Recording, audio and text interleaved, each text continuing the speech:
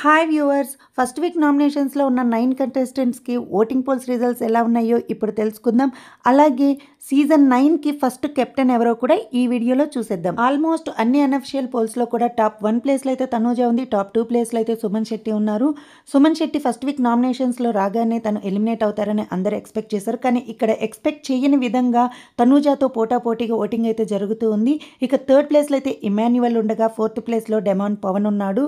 So వీరిద్దరికి కూడా voting బాగా జరుగుతూ ఉంది. నెక్స్ట్ 5th ప్లేస్లో అయితే సంజన ఉంది. సంజన గ్రాఫ్ కూడా రోజు రోజుకి పెరుగుతూ ఉంది.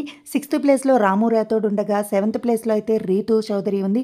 రీతూకి అనుకున్నంత విధంగా అయితే ఓటింగ్ అయితే జరగడం లేదు. ఓటింగ్ చాలా ఘోరంగా జరుగుతూ ఉంది. ఇక డేంజర్ జోన్లో ఫ్లోరా షైని ఉండగా ఎలిమినేషన్ జోన్లో అయితే సృష్టి వర్మ ఉన్నారు. అయితే వీరిద్దరిలో ఎవరైనా ఎలిమినేట్ అయ్యే ఛాన్సెస్ అయితే ఉన్నాయి. ఇక హౌస్లో అయితే కెప్టెన్సీకి సంబంధించిన టాస్క్లు అయితే జరుగుతూ ఉన్నాయి.